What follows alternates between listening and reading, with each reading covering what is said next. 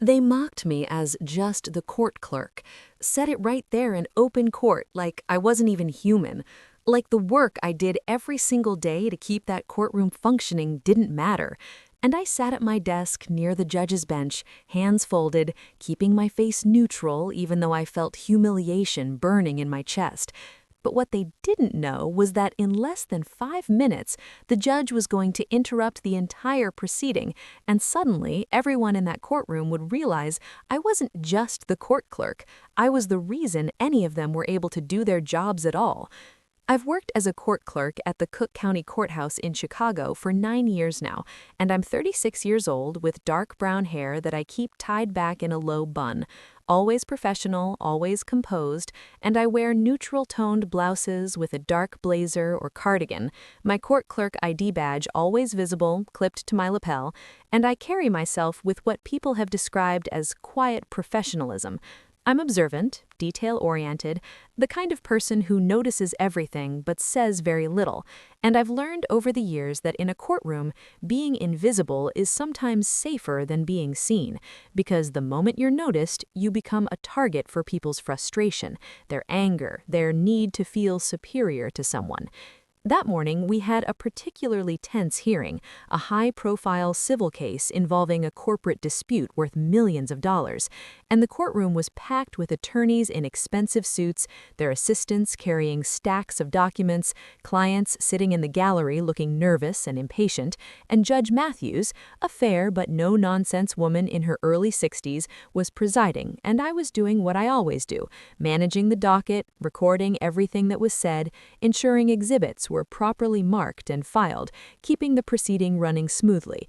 And most of the time, people don't even acknowledge me. They just assume the work happens automatically, like I'm part of the furniture.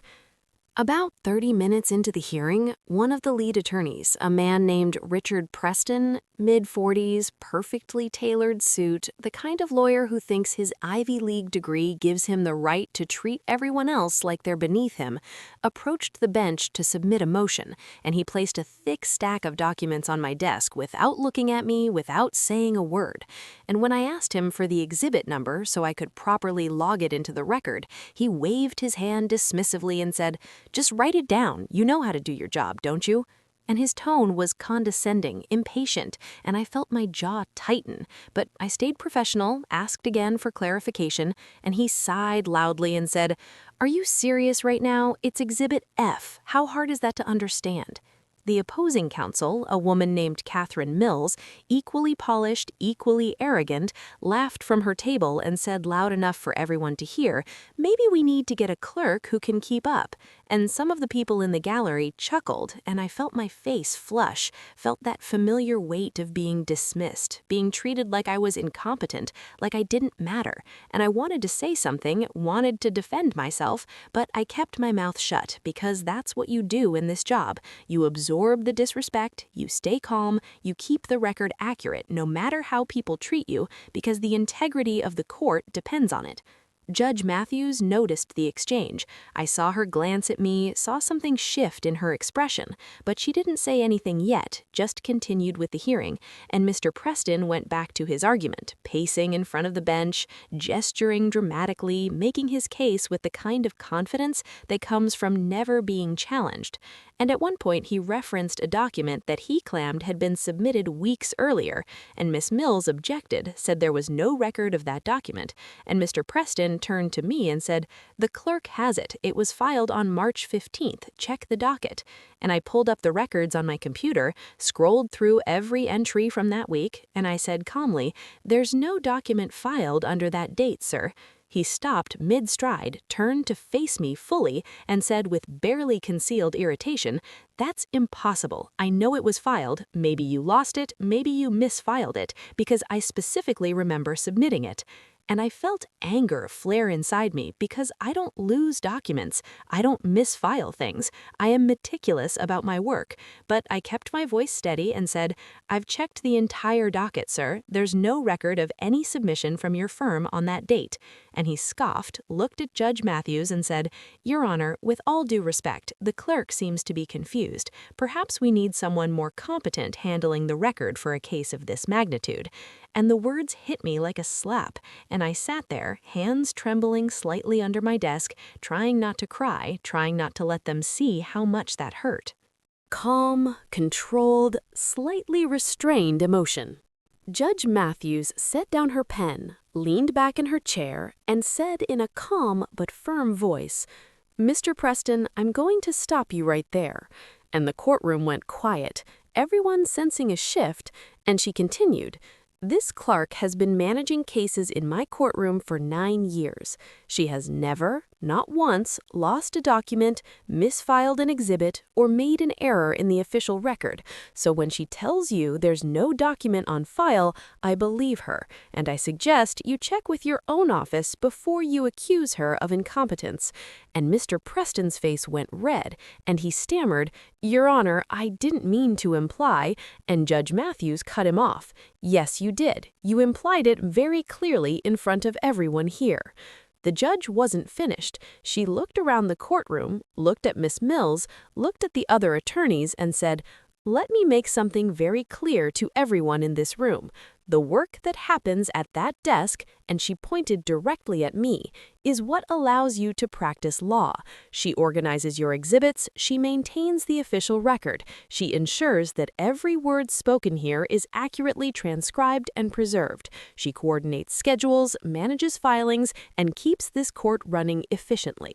And she does it with more professionalism and competence than most of you show on your best days. So the next time you feel tempted to dismiss her as just the court clerk, remember that without her, you wouldn't be able to do your job at all." The silence in that courtroom was absolute. You could hear the ventilation system, the shuffle of someone shifting in their seat, and I sat there stunned, tears stinging my eyes but refusing to fall. And Judge Matthews looked at Mr. Preston and said, "Now I suggest you go back to your office, check your filing records, and confirm whether or not that document was actually submitted, because I have a feeling the error is on your end, not hers." And Mr. Preston nodded quickly, looked down, and said, "Yes, Your Honor," and he avoided looking at me for the rest of the hearing, and Miss Mills, who had laughed earlier, was staring at her notes like they were the most interesting thing in the world. After Judge Matthews called a brief recess and left the bench, several attorneys approached me, some to apologize, some to thank me for my work, and Mr. Preston's assistant, a young woman who looked mortified, came up and whispered, "I'm so sorry about what he said. You didn't deserve that." And I appreciated the gesture, but what really mattered to me was that Judge Matthews had seen me, had defended me, had reminded everyone in that room that my work had value, that I had value. And when she returned to the bench 20 minutes later, and Mr. Preston admitted that the document had never been filed, that his office had made an error, she simply nodded and said, "Let the record reflect that," and we moved on. That afternoon, after the hearing ended and the courtroom emptied, Judge Matthews asked me to stay for a moment, and when everyone was gone, she said, "I should have said something sooner. I've seen the way some of these attorneys treat you, and it's unacceptable. You are one of the best clerks I've ever worked with, and I want you to know that." And I didn't know what to say. I just nodded, and she smiled and said, "Don't let them make you feel small. You keep this entire system running, and they know it, even if they don't want to admit it." I've been working in this courthouse for 9 years, and I've been dismissed, overlooked, and disrespected more times than I can count. I've had attorneys snap at me, ignore me, treat me like I'm invisible, and I've absorbed it all because I thought that was just part of the job. But that day, when Judge Matthews stood up for me, when she made it clear that my work mattered, something shifted inside me. I realized that being quiet and professional doesn't mean accepting disrespect. It doesn't mean letting people treat you like you don't matter. And I started speaking up more after that, correcting attorneys when they were wrong, asking for clarification when they were vague, and demanding the respect I deserved. Not aggressively, but firmly, because I finally understood that I wasn't just the court clerk. I was essential. I'm still a court clerk. I still sit at that desk near the judge's bench, still manage dockets and file exhibits and maintain the official record.